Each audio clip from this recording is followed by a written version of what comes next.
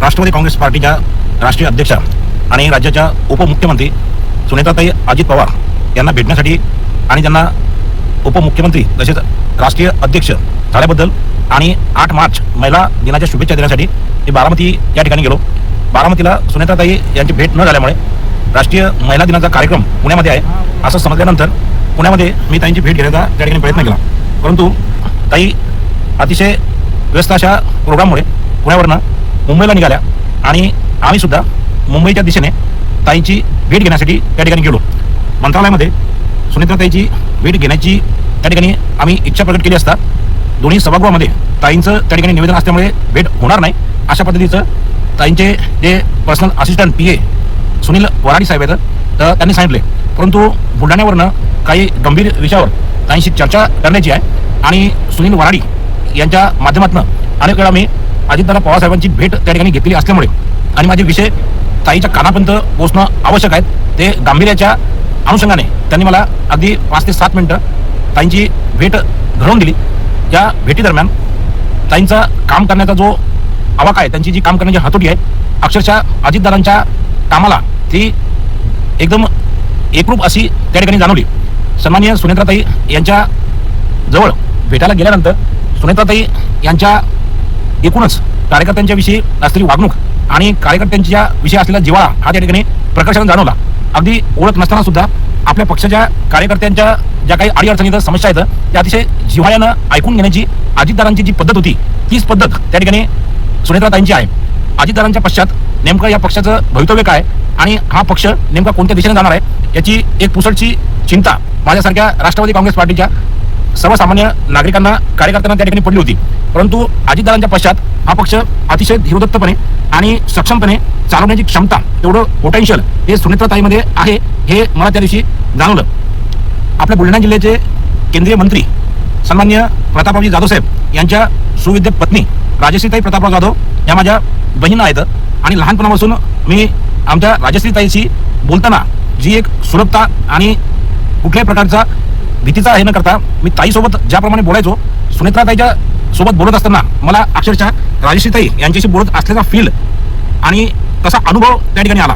म्हणजे अतिशय चांगल्या पद्धतीनं कार्यकर्त्याशी बोलण्याचा जो काही सुनेत्राताईचा हा जो त्यांचा जो स्वभाव आहे त्या स्वभावामुळे निश्चितच राष्ट्रवादी काँग्रेस पार्टी आणि एकूणच संपूर्ण पक्षाला एक नवी उभारी आणि एक नव्या दमाने हा पक्ष त्या ठिकाणी एखाद्या फिनिक्स पक्षाप्रमाणे झेप घेईल, उडान घेईल यामध्ये माझ्या मनामध्ये कुठल्याही प्रकारची शंका त्या ठिकाणी आहे. अतिशय पुरोगामी आणि कमी वेळामध्ये समोरच्या व्यक्तीचे जे काही गाणे आहे, जे काही समस्या आहेत, जे काही म्हणणं आहे ते ग्रास करण्याची ताकद ही सुनेत्राताईमध्ये आहे हे मला जाणवलं. कारण मी घेऊन गेलेल्या ज्या काही गोष्टी आहेत ह्या अतिशय कमी वेळात सांगणं त्या ठिकाणी मला शक्य नव्हतं आणि जास्त वेळ देणं किंवा जास्त वेळ माझं ऐकून घेणं हे सुनेत्राताईंना त्या ठिकाणी शक्य नव्हते. परंतु अतिशय कमी शब्दामध्ये मी ज्या काही गोष्टी मांडल्या त्या गोष्टींवर अतिशय जलद गतीने ताईंनी मला जी उत्तरं दिले त्यामध्ये मला समाधान झालं. सर्वात पहिला विषय मी लेखी स्वरूपामध्ये ताईंच्या समोर मांडला की पक्ष संघटनेच्या बाबतीत बुलढाणा जिल्ह्यामध्ये ज्या काही गोष्टी त्या ठिकाणी घडत आहेत या पक्षाच्या हितासाठी किंवा पक्ष वाढीसाठी त्या ठिकाणी चांगल्या नाही येतं ही गोष्ट मी ताईच्या लक्षात त्या ठिकाणी आणून दिली. या सगळ्या गोष्टीमध्ये प्रामुख्याने मेहकर तालुका आणि मेहकर तालुक्यामध्ये जे राष्ट्रवादी काँग्रेस पार्टीमध्ये काम करणारे पदाधिकारी हे पक्षासाठी त्या जिकरीने आणि त्या मेहनतीने त्या ठिकाणी काम करताना दिसत नाहीत ही गोष्ट मी सुनेत्राताईंच्या कानावर त्या ठिकाणी टाकण्याचा प्रयत्न केला. त्याचबरोबर मेहकर तालुक्यामध्ये जी पार पडलेली नगरपालिका आहे या नगरपालिकेमध्ये 10 उमेदवार त्या ठिकाणी पक्षाच्या माध्यमातून उभे केले गेले आणि या उमेदवारांना पक्ष निधीच्या संदर्भात काही अडीअडचणी त्या ठिकाणी ज्या पक्ष श्रेष्ठींवर ही जबाबदारी टाकली होती, जे पक्ष निरीक्षक म्हणून नेमले होते श्री देशमुख साहेब यांच्यावर जबाबदारी पाडली होती आणि आमच्या मेहकर तालुक्यातील काही जे अग्रगण्य असे नेते आहेत यांनी निधीच्या बाबतीत जी तफावत केली, पक्षाकडनं आलेला निधी जो आहे हा उमेदवारापर्यंत पोहोचला नाही किंवा पोहोचला तर त्यामध्ये काटछाट करून कमी निधी हा उमेदवारांपर्यंत पोहोचल्यामुळे त्यांची ती हार झाली, दारुण पराभव झाला आणि उमेदवारांची ती नामुष्की झाली. नामुष्कीच्या सोबत पक्षाची सुद्धा त्या ठिकाणी इज्जत मेहकर तालुक्यामध्ये गेली. हा विषय सुद्धा सुनेत्राताईंच्या कानावर टाकण्याचा मी त्या ठिकाणी प्रयत्न केला. त्याचबरोबर संपूर्ण महाराष्ट्रामध्ये राष्ट्रवादी काँग्रेस पार्टी हा पक्ष प्रामुख्याने मराठा समाजाचा पक्ष आहे अशा पद्धतीचं त्या ठिकाणी पक्षाचं एक ओळख आहे. परंतु बुलढाणा जिल्हा मातृतीर्थ जिल्हा हा मराठा बहुल मतदार असलेला मतदारसंघ असून सुद्धा या मतदारसंघामध्ये मागील अनेक वर्षापासून जिल्ह्याचं जे प्रमुख पद आहे ज्याला आपण राष्ट्रवादी काँग्रेस पार्टीचं जिल्हाध्यक्ष पद म्हणतो हे पद मराठा समाजाकडे त्या ठिकाणी देण्यात आलेलं नाही. इतर समाजाचे जे इतर पक्षाचे जे जिल्हाध्यक्ष आहेत ते मराठा समाजाचे असल्यामुळे मराठा समाजातील बहुसंख्य जे काही कार्यकर्ते आहेत, मतदार आहेत, हे सगळे इतर पक्षाकडे जातानाचा जो झुकाव आहे आणि इतर पक्षाला मराठा समाजातनं मिळाला जो पाठिंबा आहे, या पाठिंब्यावर हे जे पक्ष आहेत हे राष्ट्रवादी काँग्रेस पार्टीपेक्षा वरचढ त्या ठिकाणी ठरतात आणि होणाऱ्या प्रत्येक निवडणुकीमध्ये त्या पक्षाची सरशी होते. राष्ट्रवादी काँग्रेस पार्टीचा जिल्हाध्यक्ष हा त्या ठिकाणी मराठा समाजाचा देण्यात यावा अशा पद्धतीची मागणी सुद्धा मी सुनेत्राताई यांना लेखी स्वरूपात त्या ठिकाणी केली आहे. त्याचबरोबर मेहकर तालुक्यामध्ये अजितदादा पवार आणि राष्ट्रवादी काँग्रेस पार्टीला मानणारा हा अतिशय मोठा असा वर्ग आहे आणि या मतदारसंघामध्ये केंद्रीय मंत्री विद्यमान खासदार प्रतापरावजी जाधव साहेब यांचा प्रस्ताव आहे. इतर पक्षाचा सुद्धा या ठिकाणी पक्ष आहे, परंतु राष्ट्रवादी काँग्रेस पार्टीला मेहकर तालुक्यामध्ये त्या ठिकाणी स्कोप आहे. म्हणून सदरचे हे जिल्हा प्रमुख पद जे आहेत हे जिल्हा प्रमुख पद हे मेहकर तालुक्यातील एखाद्या चांगल्या कार्यकर्त्याला त्या ठिकाणी देण्यात यावं अशी सुद्धा मागणी मी त्या ठिकाणी सुनेत्राताई पवार यांच्याकडे मी लेखी स्वरूपात त्या ठिकाणी केली आहे. त्याचबरोबर आपल्या जिल्ह्याचे पालकमंत्री मकरंद आबा पाटील यांची भेट घेऊन आपल्या जिल्ह्यामध्ये ज्या काही शासकीय कमिटी आहेत त्याच्यामध्ये संजय गांधी निराधार असो किंवा दक्षता समिती असो किंवा अंगणवाडी निवड समिती असो, या समित्याचे सदस्य पद जे आहेत हे त्या ठिकाणी जाणून बुजून त्या ठिकाणी रिक्त ठेवण्यात आलेले आहेत. म्हणजे सर्वसामान्य कार्यकर्त्याला हे पद देण्याच्या ऐवजी त्या कमिट्या ज्या आहेत या रिक्त ठेवल्या आहेत. म्हणजे कुठल्याही प्रकारची आमदारकी, खासदारकी, राज्यसभा, विधानसभा ही रिक्त ठेवल्या जात नाही, परंतु कार्यकर्त्यांना देऊ करण्यासारखे जे पद आहेत किंवा कार्यकर्त्यांना ज्या काही गोष्टी आपण देऊ शकतो ते पद जे आहेत ते त्या ठिकाणी रिक्त ठेवल्या जातात.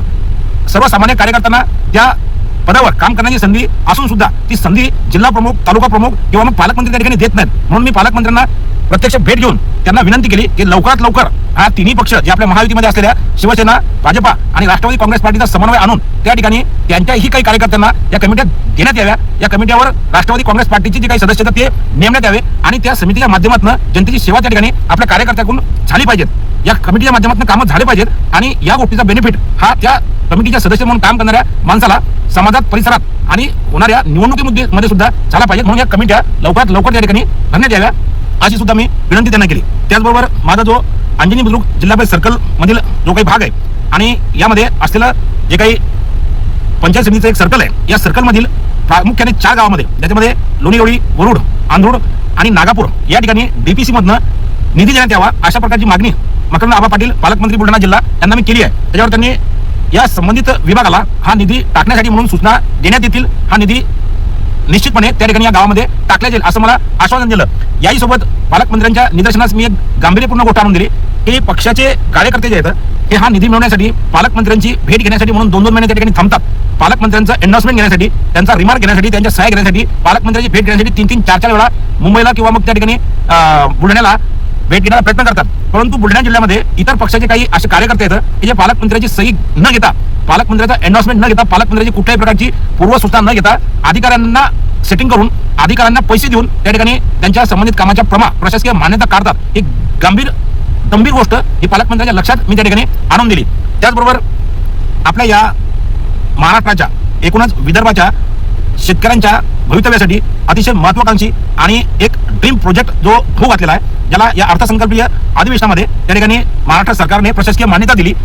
जवळपास 94,960 कोटी रुपये खर्च करून भंडारा जिल्ह्यातील वैनगंगा ते नळगंगा हा नदी जोड प्रकल्प त्या ठिकाणी जो प्रशासकीय मान्यतेमुळे त्या ठिकाणी अस्तित्वात येणार आहे. या नदी जोड प्रकल्पाचा जो सर्वे आधीचा झालेला आहे, या सर्वेमध्ये हा प्रकल्प म्हणजे हा नदी जोड प्रकल्प जो आहे हा भंडारा, नागपूर, त्याच्यानंतर अमरावती, वर्धा, अकोला आणि बुलढाणा अशा पद्धतीचा आहे. म्हणजे या प्रकल्पामध्ये भंडारा जिल्ह्याच्या गोशी खुर्द या धरणामधून जे पाणी आहे ते बुलढाणा जिल्ह्याच्या नळगंगा या धरणामध्ये आणून टाकायचं आहे. म्हणजे विदर्भातील सर्व जिल्ह्यामध्ये जमिनीचं सिंचन वाढवण्यासाठी, त्याचबरोबर मोठ्या संख्येने जमीन त्या ठिकाणी पाण्याखाली आणायची आहे. हा प्रकल्प त्या ठिकाणी होऊ घातलेला आहे. यासाठी मोठ्या प्रकारचा निधी त्या ठिकाणी बजेटमध्ये राज्य सरकारचा आणि केंद्र सरकारचा त्या ठिकाणी मंजूर झालेला आहे. अजितदादांच्या संमतीने आणि अजितदादांनी या सगळ्या गोष्टीसाठी तो निधी उपलब्ध करून दिला. त्यामुळे हा प्रोजेक्ट होणार आहे. निश्चितच विदर्भातील शेतकऱ्यांना या सर्व प्रकल्पाचा त्या ठिकाणी लाभ होणार आहे. जमीन याच्यामुळे सिंचनाखाली येणार आहे आणि पाण्याखाली येणार आहे. परंतु हा जो सर्वे झाला, हा सर्वे आणि या सर्वेमध्ये सर्वाधिक जमीन ही नागपूर जिल्ह्यातली सिंचनाखाली येणार आहे. त्या खालोखाल अमरावती, वर्धा आणि अकोला. परंतु बुलढाणा जिल्ह्यामध्ये सिंचनाखाली येणाऱ्या जमिनीचं जे काही प्रमाण आहे ते अतिशय कमी आहे. त्याला कारण असं आहे की हा जो नदी जोड प्रकल्प आहे हा वर्धा, अकोला आणि बुलढाण्याला ज्या वेळेला टच झाला तर हा बुलढाण्याच्या पायथ्याशी असलेले जे काही 2 जिल्हे आहेत, 2 तालुके आहेत, ज्याच्यामध्ये मोताळा, मलकापूर आणि इकडे नांदुरा, शेगाव या सगळ्या पट्ट्यातूनच तो प्रकल्प जात आहे. महत्वाचा जो बुलढाणा जिल्ह्याचा भाग आहे ज्याच्यामध्ये आपलं मेकर आहे, चिखली आहे किंवा मग इकडे लोणार, सिंदखेड राजा आहे, या सगळ्या गोष्टीला या प्रकल्पाचा त्या ठिकाणी कुठला लाभ होताना दिसत नाही किंवा बुलढाणा जिल्ह्यातील अतिशय कमी जमीन ही सिंचनाखाली जात आहे. बुलढाणा जिल्ह्यातील सिंचन वाढवायचं असेल किंवा बुलढाणा जिल्ह्यातील जास्तीत जास्त जमीन सिंचनाखाली आणायची असेल तर हा नदीजोड प्रकल्प हा बुलढाणा जिल्ह्याच्या मध्य भागातून त्या ठिकाणी जाणं आवश्यक आहे. म्हणून मागील हिवाळी अधिवेशनामध्ये अजितदादा हयात असताना मी अजितदादांना हा सर्वे जो आहे हा पुन्हा करण्यात यावा आणि वर्ध्यावरनं वाशिम जिल्ह्यातील मालेगाव त्याचबरोबर रिसोड, मेकर, चिखली, बुलढाणा अशा पद्धतीनं हा नदीजोड प्रकल्प व्हायला पाहिजेत अशी विनंती केली होती, अशी मागणी केली होती. त्यावेळेला मुख्यमंत्री साहेबांना सुद्धा आणि उपमुख्यमंत्री एकनाथरावजी शिंदे साहेब यांना सुद्धा मी निवेदन दिलं होतं.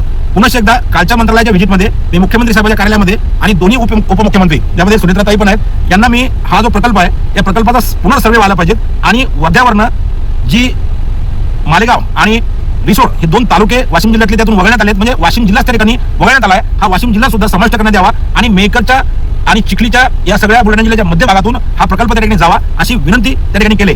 एकूणच मंत्रालयामध्ये मी गेलो असता सुनेत्राताई यांचं जे काही सकारात्मक धोरण आहे आणि कार्यकर्त्यांच्या सगळ्या गोष्टी ह्या गांभीर्यपूर्ण ऐकून घेऊन त्याच्यावर रिमार्क देऊन कार्यकर्त्याचं समाधान करण्याची जी भूमिका आहे या सगळ्या गोष्टीमुळे आपल्या राष्ट्रवादी काँग्रेस पार्टीला अतिशय चांगले दिवस आणि चांगलं भवितव्य आहे हे त्या ठिकाणी लक्षात आलं. त्याचबरोबर पालकमंत्र्यांनी या सगळ्या ज्या गोष्टी म्हणजे विकासात्मक गोष्टीवर लक्ष देऊन माझ्यासारख्या सर्वसामान्य माणसाचे कामं सुद्धा त्या ठिकाणी करण्याची जी तयारी दाखवली त्याच्यामुळे माझा एक आत्मविश्वास आणि माझं एक जे काम करण्याचा जे काही हुरूप आहे तो वाढलेला आहे.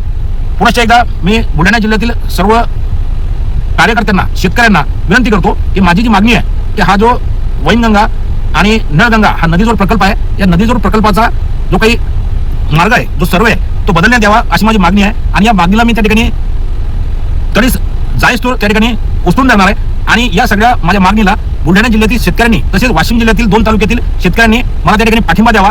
वेळोवेळी हा प्रकल्प आपल्या बुलढाणा जिल्ह्याच्या मध्य भागातून जावा यासाठी मी प्रयत्न करणार आहे. संबंधितांना मी भेटणार आहे. माझी विनंती आहे की सर्वांनी या माझ्या मागणीला त्या ठिकाणी पाठिंबा द्यावा. तुमच्या आमच्या सगळ्याच्या मागणीने जर का हा प्रकल्प या प्रकल्पाचा मार्ग त्या ठिकाणी जर बदलला तर हा भविष्यात शेतकऱ्यांसाठी खूप मैलाचा दगड ठरणार आहे आणि भविष्यामध्ये शेतकऱ्यांच्या जीवनामध्ये भरभराटी येण्यासाठी तो एक राजमार्ग ठरणार आहे. धन्यवाद. जय महाराष्ट्र, जय राष्ट्रवादी.